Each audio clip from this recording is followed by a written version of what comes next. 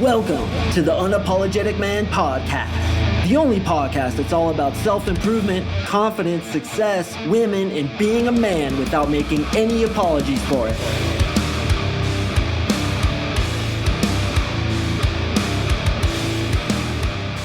What is up, gentlemen? Thank you for tuning in to another episode of the UMP. I really do appreciate it. And boy, oh boy, gentlemen, do I have a special one for you.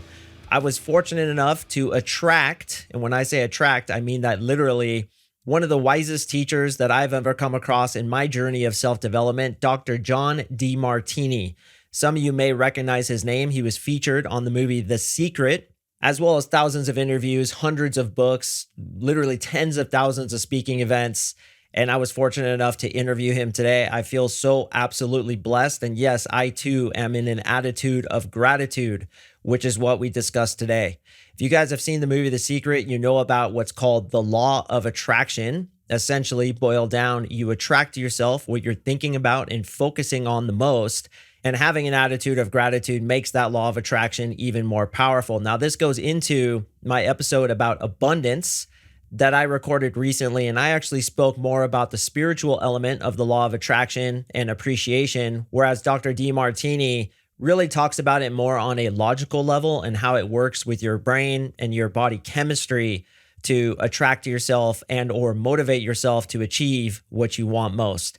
We also talk about how to define your purpose, even if you feel what you're doing now is your purpose.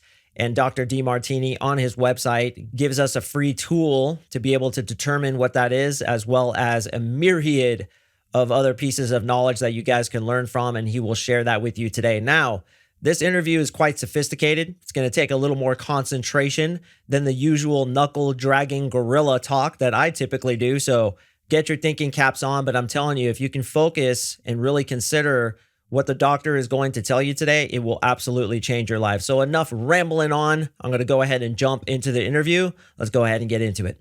Dr. John DeMartini, thank you so much for coming onto the podcast today. Thank you for having me.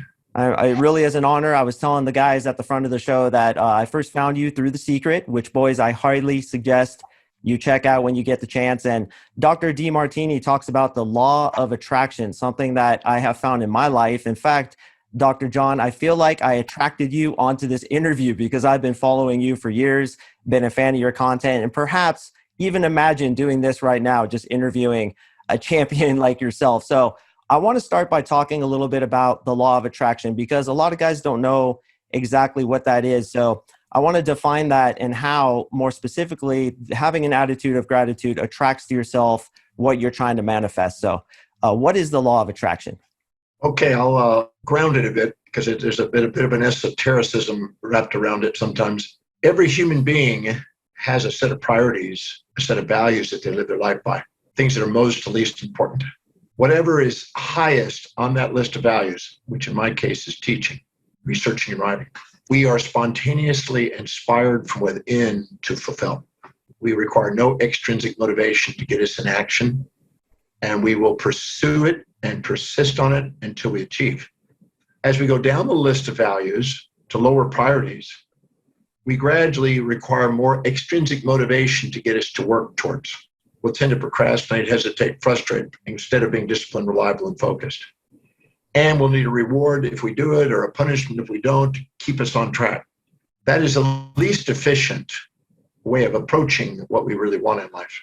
So anytime you set a goal that is congruent and aligned with what you value most, you increase the probability of achieving it. But there's something more. The way the brain is set up, it is a highest value seeking and fulfilling organ. It has an area in the brain, in the thalamus, called the pulvinar nuclei. It takes all the sensory experiences that we receive through each of our senses, and it goes through that area before it goes into the conscious area of the brain and filters out anything that's not priority and allows us to discern out of our infinitude of possibilities, those things that are most congruent with what we really are seeking, the ones that we're spontaneously inspired to act upon, not necessarily the ones we fantasize about, but the ones that are really, truly, demonstratively important to us. And as a result of it, like a mother who's walking in a mall and she's 35 years old and has 3 children, if her highest value is raising a family and helping these young children, She will spot and filter out things in the mall to see children's clothes, children's items, health items, educational items, etc. Where her husband, who may completely be a different set of values and will, and probably entrepreneur if she's taking care of the kids, he will spot out of the mall computers, suits, anything that might give him an advantage in the business world. So we filter our reality, our perceptions, based on the hierarchy of our values. And so anytime we're pursuing what's really most important to us, we increase the probability of spotting synchronous opportunities that are all around us. And we see these opportunities and we tend to be disciplined to act upon these opportunities and make quick decisions. As Napoleon Hill said in The Laws of Success, we're able to make quick decisions and persevere towards them and see opportunities. So part of the law of attraction is a neurophysiological phenomenon of setting goals that are truly aligned with what we value most. That increases the probability of spotting opportunities, taking advantage of opportunities, and persisting on those opportunities. Then we also have more of a, you might say, a quantum field. I think everybody here has had a situation where they've read maybe the names of certain people and all of a sudden they called or they got a telephone number. We used to do this in the 80s when I was consulting for about 1,000 doctors across America. We would go in there and take patient files that have been inactive for 6 months or longer, not been seen, and read the file, read the name, read the chief complaint, read the family members' names, just read all about them and divvy that up amongst all the different staff members. And statistically, across 1,000 clinics, 20% of the people that we read and had them read and think about their files and think about them, 20% of them would within 1 week call or schedule an appointment. Some of them would go out and get injured, I guess, to come in. I don't know what the deal was, but they would actually show back up again. We've seen that in business. So there is definitely some sort of resonation, some sort of a field phenomenon. Where there's many people that have had situations where they're really close to somebody and almost connect with them. You know, people have reported times when they've had a person passing, for instance, and all of a sudden you knew that, and you don't even know how you knew it, but you connected with them. The higher the level of congruency between who they are and what you value most, the higher the probability of these resonations. So what we think about and what we visualize and what we affirm and what we feel inspired by and what we take actions on that are aligned and congruent with what we value most increases the probability of manifesting those in our life. So you want to take advantage of the neuroscience component and also the more esoteric component, because both of them can serve. There are, in a sense, physical, obvious mechanisms, and there are others that we are not sure science is even completely aware of how it works, but we know it works. So somebody who doesn't feel like they're on purpose, perhaps somebody listening to the show and they're doing something right now with their life that they're not feeling like is their higher purpose, how would one go about finding what that higher purpose is so they can be in more resonance with it and thus attract to themselves the fruits of that purpose? Because that's what I'm getting from you, is that when you are on purpose and you act on it, as I have, as well as you have, unfortunately, not everybody listening has, that's when the abundance is attracted to you most abundantly. So how does somebody find that within themselves when right now they might be lost? Well, I've been asking that and working on that I've been teaching 50 years. Yeah. And so I've been interested in that topic. And it leads me back to Aristotle. Aristotle was asking that very same question. What is it that makes people exceed, and what is it that gives them purpose and meaning? And he had a term called the telos. And the telos meant the end in mind. Now that is identical to what Hartman would describe as our highest value. Our very highest value on our hierarchy of values is the telos. And the telos, that is the chief aim Napoleon Hill described. It is that magnificent obsession that Tennyson described. And it was called the telos by Aristotle. He's made a study of it. And he called it teleology, the study of purpose and meaning. So our purpose, the most meaningful, most inspiring, most fulfilling thing we can do is an expression of fulfilling of the highest value. Our highest value is the most fulfilling, most efficient, effective, pathway to fulfill the greatest amount of voids in our life of emptiness with the most fulfillment. So on my website, drdemartini.com, for all these years I've been studying, 44 years I've been studying axiology, which is the study of values. I organized a way of discerning what that is. It's a 13-question process that's free, it's complimentary, it's private. I would encourage people to go to drdemartini.com and just do this and go on there and go through these 13 questions and answer them as honestly as you can. Don't allow yourself to answer the questions with what you think it should be, ought to be, supposed to be, got to be, have to be, must be, from outside extrinsic injected values of outer authorities you're comparing yourself to. It has to be intrinsically what is meaningful to you and what your life truly demonstrates you're acting on. My life demonstrates teaching. I do it every day. Yeah, me too. My life doesn't, I had fantasies of being an international sex symbol at one time. Yeah. But there's been zero evidence of that ever showing up. But there has been evidence of me being a teacher. Yeah. So you want to go look at what your life demonstrates, because what you spontaneously do every day that nobody has to remind you to do, that you love doing, is in the direction of what is highest on your value.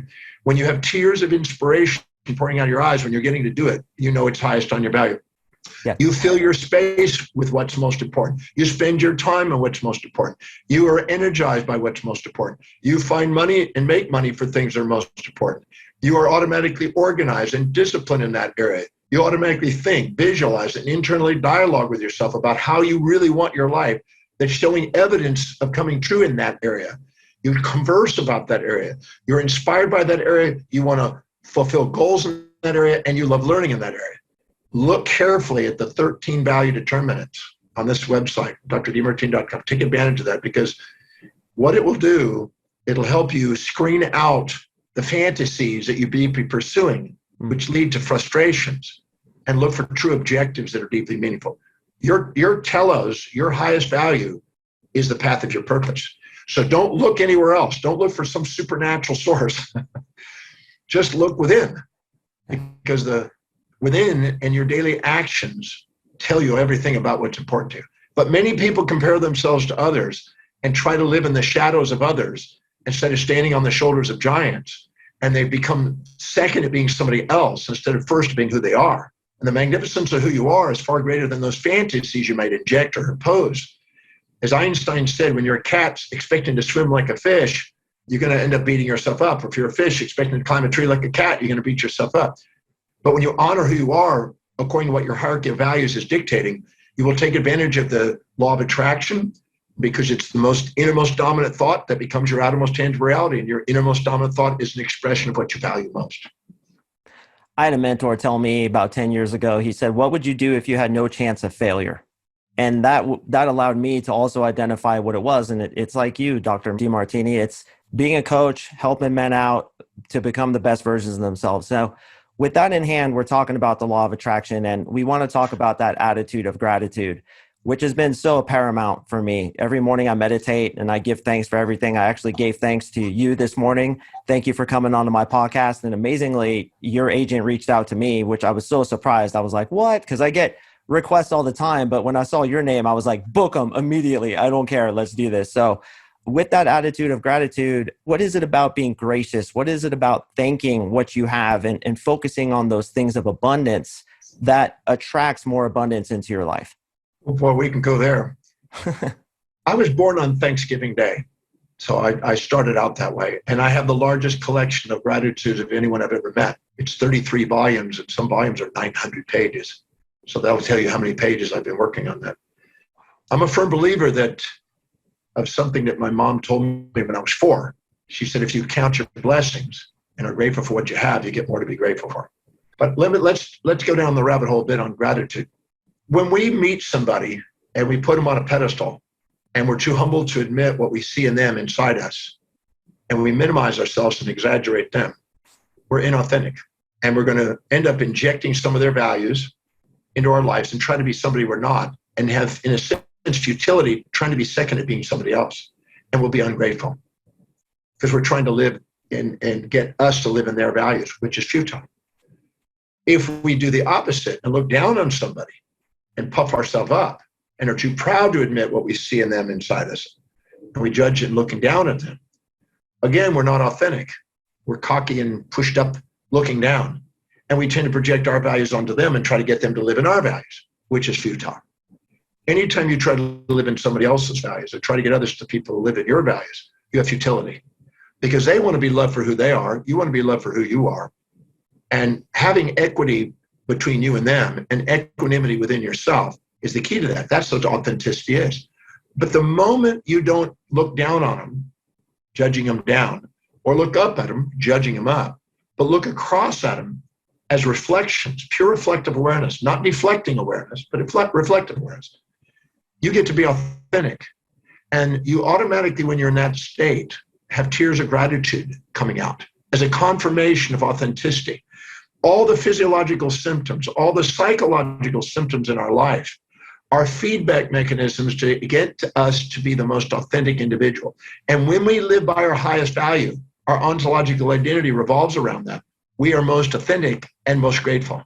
That's why they call the executive center, the medial prefrontal cortex, also the gratitude center. So the moment we are living by priority, the moment we're grateful, the moment we're objective and not judging, the moment we have an appreciation, love for people and ourselves, for authenticity, we end up in the gratitude. And that helps us have less noise in the brain. So it helps our brain function. It helps us have equanimity and equity in our business. So we're not talking down to customers and not meeting their needs or sacrificing profits. It allows us to be able to manage our emotions so we can manage money. It allows us to have fair, sustainable exchange in relationships and be a leader because people want to be, appreciated for who they are if they're helping you fulfill a mission, an objective. And it also stabilizes the autonomic nervous system, hypothalamus, the suprachiasmatic nucleus. It helps bring all the rhythms and physiological systems into homeostasis. And it is the most inspired state. Gratitude is the most inspired state for a spiritual path. So all areas of our life are fulfilled by walking the path of gratitude. And gratitude is the key that opens up the gateway of the heart and allows love that radiate out of the heart, window wash the mind, inspire the mind, enthuse the body, bring certainty in our actions and presence while we're there being with people we love. Unbelievable. So I'm curious about you, Dr. DeMartini. You're admittedly, and you say this on your website, so I'm not throwing anything out there you don't want people to know, but I believe you're 67 years old. Is that correct? 67, going to be 68 soon. Okay. Highly successful, right? Obviously monetarily successful. You don't have to do this, but, and I just heard this, I was reading it on your website. You travel literally every day of the year. You do thousands of these interviews. You are on a mission to spread this word. I want to know why you do this. What is it that's propelling you? What is going on with you to do this every single day of the year, traveling and doing all these interviews? Why? Well, let me preface something. When COVID hit, I was in Tokyo doing a filming of a movie and doing my signature program, The Breakthrough Experience, which I've done 1,147 times. I flew to Los Angeles. They hit lockdown. Yeah. Luckily, I got into Houston where my kids are, and I hung out in Houston for a while during the lockdown and during the crazies. So during that time, I was traveling on Zoom. Right. Prior to that, I'd done over 20 million miles flying. 20 million. My God. But I'm living right now. I'm happen to be in Houston visiting my kids, but I normally live on a ship. For the last almost 21 years, I live on a ship, and it full-time travels the world. So if I'm not flying somewhere, I'm sailing somewhere. Huh. And but that was my dream when I was 17 to travel the world and teach. Mm. But the reason I do it, when I was a young boy, when I was born, I had a deformity of my arm and leg. And I had to wear braces until I was 4 to straighten out my arm and leg. And when you were constrained from 1.5 to 4, you kind of like to get out of the constraint. You want to be free to kind of move around. I have a feeling that had an impact on my life to some degree. It may be anecdotal. I don't think so. But it was a void that I think drove me to want to go and travel and want to see the world and not be constrained. I've always said the universe is my playground. The world is my home. Every country is a room in the house to share my heart and soul. And I live on a ship called The World. It's the largest yacht in the world. But I also had a speech impediment and had to go to speech pathologist from 1.5 years old to about probably 4. also. And I did not have the ability to speak properly. I also had learning problems. And I was told in first grade I would never be able to read, write, or communicate and amount thing, never go very far in life. I only made it through school by asking smart kids questions. And then when I moved to a small town where I didn't have a bunch of smart kids, it was a low socioeconomic area, I ended up failing and dropping out. So I was a street kid from 13 to 18. I picked up surfing because I could do that. That's about it. I surf too. I grew up in California. You grew up in Oahu, is that right? I first started in Texas, but you got to have a hurricane to surf a lot there. Yeah. I hitchhiked to California when I was 14, down into Mexico. 15, I made my way over to Hawaii. I lived on the North Shore, Ikai Beach Park, Pipeline area. So I was a surf guy. Yeah. And I recently just surfed in Tahiti, Hawaii, and also Ecuador. So I've just been surfing recently. Nice. Those voids in my life probably had an impact. And then the night when I was 17 years old, I met a gentleman named Paul Bragg who spoke at a little presentation. And that was the first night in my life I thought maybe I could overcome my learning problems, learn how to read properly and speak properly. And I really didn't want to be a dunce cap kid. I had to wear a dunce cap when I was in first grade. And I really, really, really, really, really wanted to be intelligent, but I never thought I would be intelligent until the night I met him. And then that night, I got so inspired with the possibility that I could overcome my learning problems and speak properly that I went on a quest to do that. That led me to take a GED, fly back to LA, hitchhike back to Texas, take a GED, miraculously guessed and passed. I don't know how that happened, just guessed. It was pure guessing. That's funny. Trying to go to college, failing, and then nearly wanting to give up and go back surfing. And my mom said to me one night when she saw me, one afternoon when she saw me really distraught, failing the class, she said, "What happened, son?" I said, "I guess I'll never read, write, or communicate, and amount to thing never go very far in life. I got a 27 and I needed a 72 to pass." And she said, "Whether you become a great teacher and travel the world like you dream, or whether you ride giant waves like you've done on the North Shore, or whether you return to the streets and panhandle as a bum, I just want to let you know your father and I are going to love you no matter what." I needed to hear that. And that was the gratitude and love that I got that moment. And my hand went into a fist, and I made a statement inside my head, and I saw the vision that I saw the night I was at Paul Bragg. I was speaking in front of a group of people. And I said, I'm going to master this thing called teaching, or first reading, studying, and learning, and then teaching and traveling the world. And I'm going to do whatever it takes. I'm going to travel whatever distance. I'm going to pay whatever price to give my service of love across the planet. I'm not going to let any human being, not even myself, interfere with that. And it was a no turning back moment. And I hugged my mom. I went into the room and I got a dictionary out and I started memorizing 30 words a day until my vocabulary was strong enough to get past school. And then I never stopped. And I went on to reading now over 30,630 books now. So I'm just been nonstop for the last 50 years, researching, writing, traveling, teaching as best I can. And people ask me, why do you do it? It's because I can. Oftentimes clients come to me who have speech impediments, who have major insecurities, because I'm a dating coach. I teach guys how to attract women. And oftentimes what I find is sometimes your biggest downfall is your superpower. And I think that's true for you, that you had this massive passion to be a teacher, but you had to overcome that obstacle that prevented you from being a teacher in order to teach, because you have to relate to the experience of people who are suffering.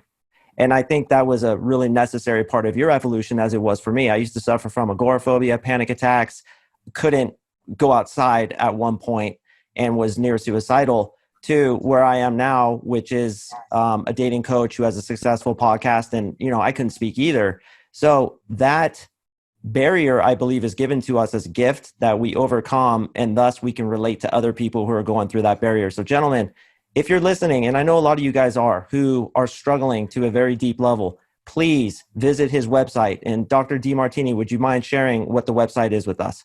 Just DeMartini, DeMartini.com, DrDeMartini.com.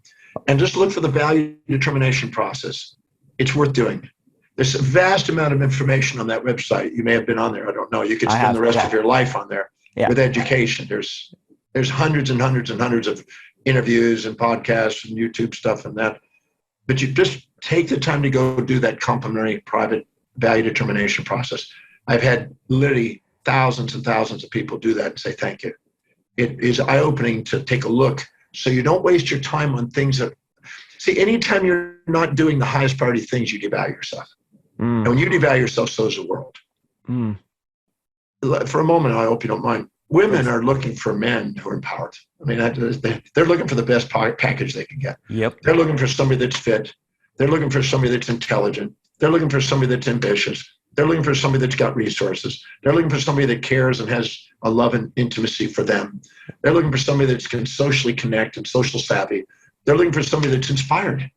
Those will automatically be enhanced by prioritizing your life, learning to delegate lower priority things and sticking to higher priority things, and filling your day with the things that are meaningful and inspiring, because you become a magnet.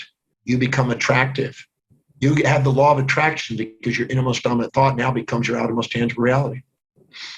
Love it. Thank you so much for spending the time with us today, Dr. DeMartini. I am going to spread this to my entire audience, my entire list, because I think that they deserve to hear from you and you deserve to get them to come visit you. So thank you again. I really do appreciate it. I do feel on some level that I attracted you. So what you teach, boys, actually works, because look, I have this amazing individual on my podcast and it's just going to continue to grow as I have an attitude of gratitude. So Dr. DeMartini, thank you so much. I really do appreciate it. Gentlemen, I drop podcasts on Tuesdays and Thursdays, so please stay tuned for the next one and I will see you in the next episode.